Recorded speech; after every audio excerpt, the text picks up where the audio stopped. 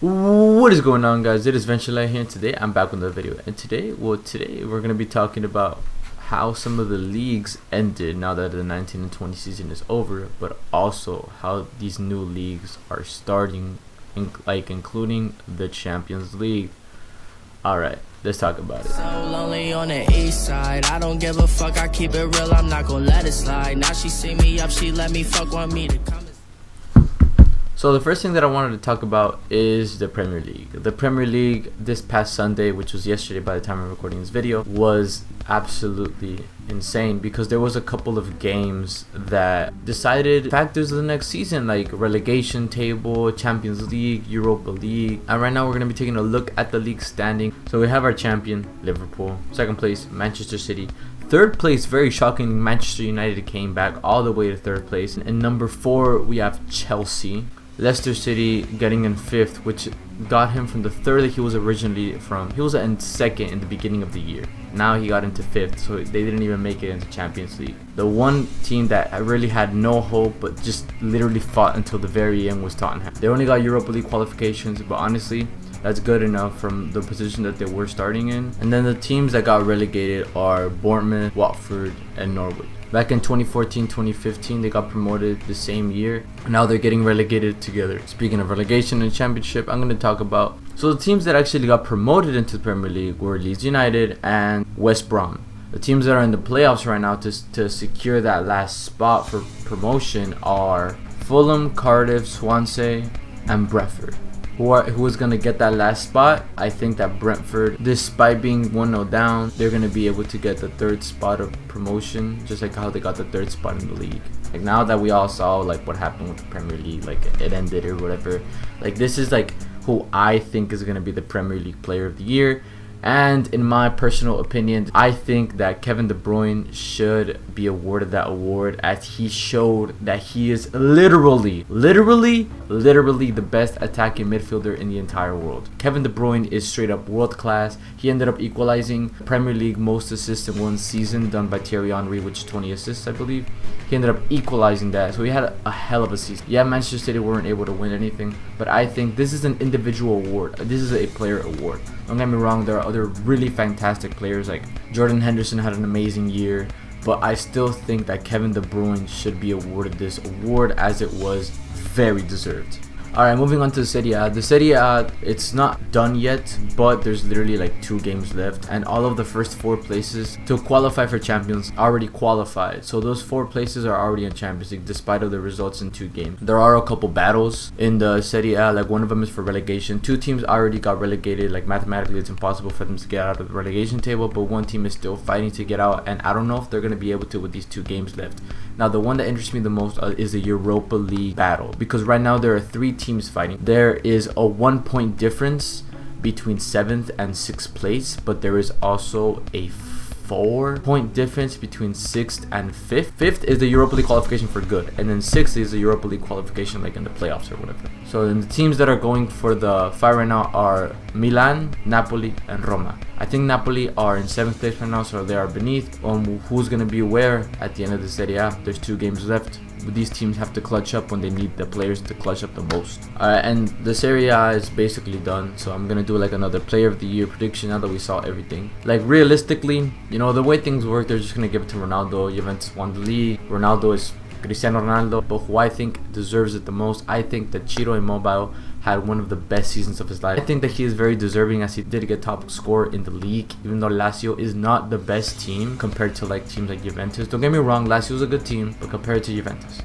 come on. And the fact that Ciro Immobile, I mean, I'm not going to say single-handedly carried because they have a good team, but pretty much offensively carried them into the 4th place, qualifying for Champions League. I think Ciro should get the player of the year, but I feel like, and I think, and it's probably most likely going to go to Cristiano Ronaldo. Now in the La Liga already ended. You know, congratulations to Real Madrid for winning the La Liga. It was deserved. Congratulations to Real Madrid. Now for the player of the year prediction for this season, I have two thoughts. So one of them would be like the obvious one, Lionel Messi. He had the most goals this season. He had the most assists this season. He had the most chances created. He had the most free kick goals. He had the most of a lot of things this season. Probably wasn't his best season. Probably one of his worst seasons, to be honest with you, but he was still on the top of his game. Now, are they going to give him the award? I don't think so. Just because the way things are set up, I believe they're going to give the award to Sergio Ramos. You know, winning the league, being the captain, like being a defender, but still scoring decisive goals, being a straight up monster in the bag. Sergio Ramos had a really good season on him, and I think that they're going to end up giving him the award, but I wouldn't be surprised if they would give it to Messi. I think it's a very, very tight match between Sergio Ramos and Lionel Messi. Now the last league that I did want to talk about is the Liga MX. And the Liga MX, I'm not going to be talking about how it ended because the Liga MX actually got cancelled in the summer, but now it's starting up again.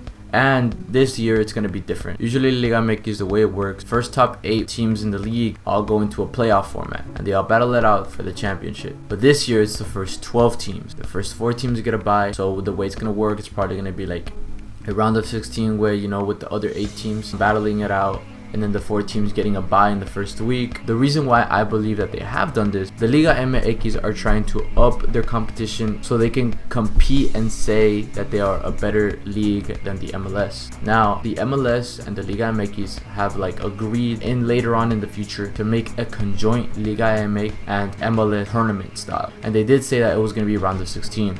So I think that they started doing this round of 16 Liguilla, test out the water, see how people would like it, see how the players would like it, see how the team would like it. In the long run, Liga MX and the MLS are going to want to do a similar style of tournament in terms of like round of 16 and stuff like that. And they also want to compete against the MLS, so that's why I think that they're doing this.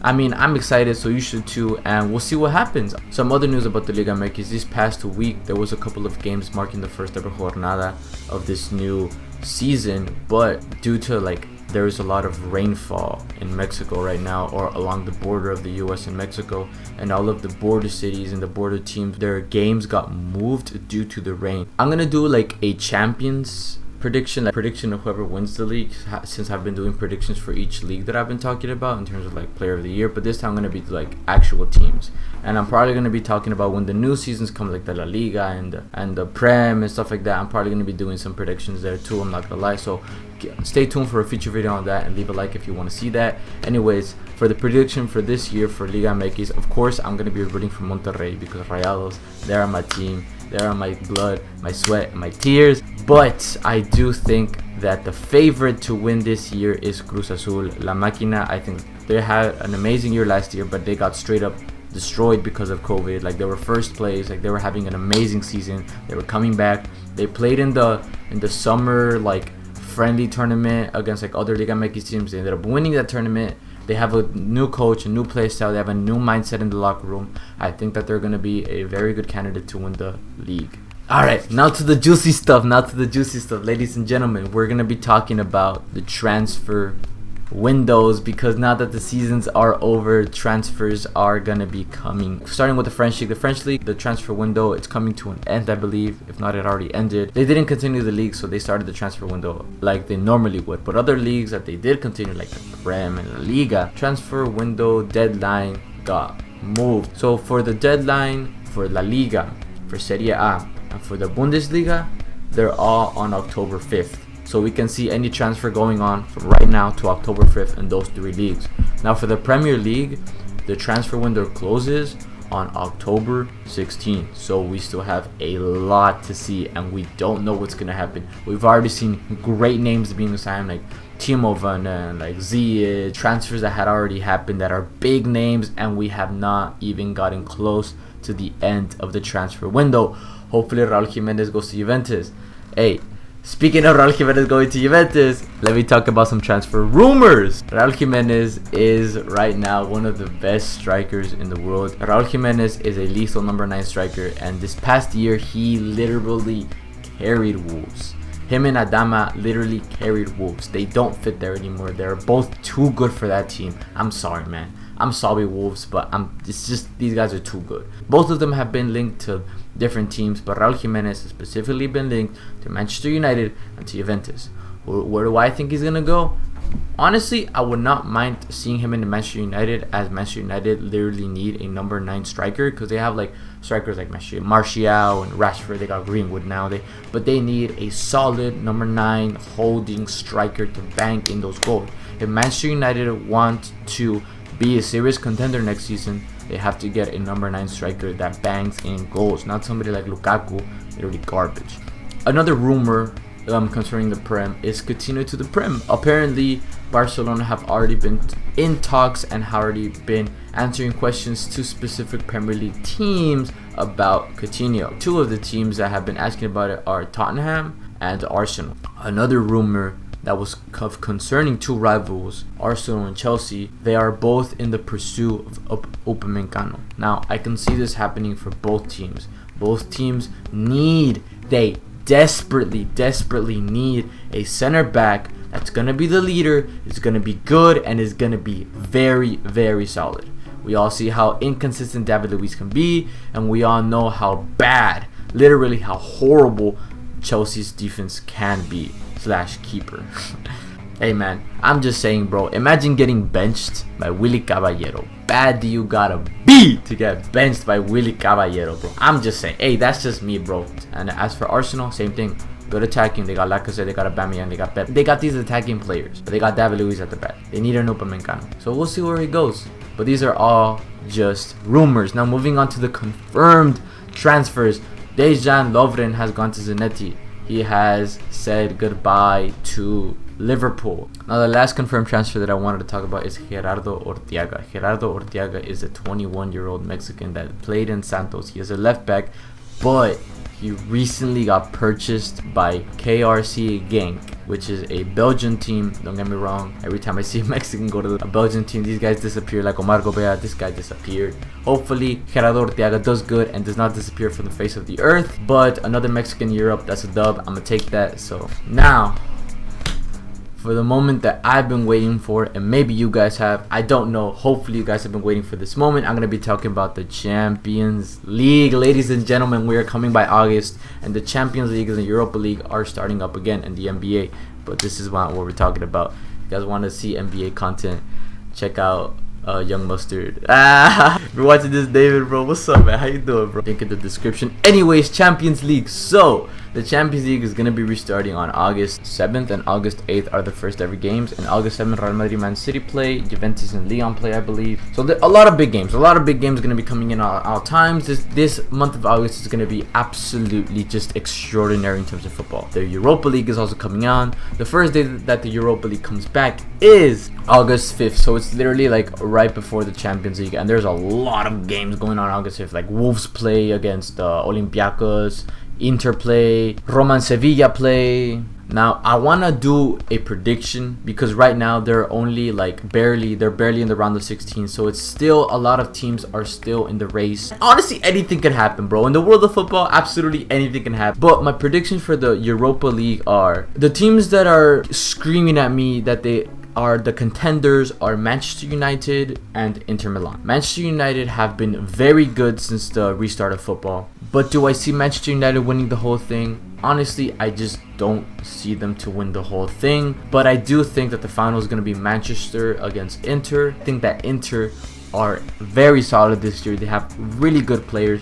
They got second place in La Liga, Serie A, Calcio A, whatever, the Italian league. And for Lukaku to come to the Europa League final and meet Manchester United there and beating them, that would be a big fuck you to the face. So my prediction is Inter. Although I kind of want to root for Manchester United. I would like to see a team like them succeed, but I don't think that they have it in them. There's a lot of really good teams left in the Champions League, but one team in specifically stands out to me the most. In my opinion, the strongest player in the world right now, best and fastest players in the world, one of the best goalies in their time, and I am talking about Bayern Munich. Bayern have an amazing team. They just got back from winning the Bundesliga, but what's new? The only reason why I would not say Bayern is because they would be out of rhythm. But I do think if Bayern get their shit together, they have the team and the resources to win the whole thing. So Bayern is my prediction for the 2020 Champions League. Alright, that pretty much covers about everything I wanted to talk about today. I'm probably going to be doing some more videos on this. I'm sorry I haven't been uploading recently. I've been really busy. I was moving off my apartment, bro. I had some shit to take care of, but I'm back. And now that August is going to start, I'm going to be making videos probably like every single time the Champions League comes out, every single time Europa League comes out. I'm just going to be banging videos, talking about it, you know, sharing it with you guys. So if you guys want any specific topics for me to talk about throughout the videos or throughout the month, just leave them in the comments. Follow me on Twitter, bro. Just let me know on Twitter. Just leave a like and subscribe. And well, yeah, that's been it. Peace.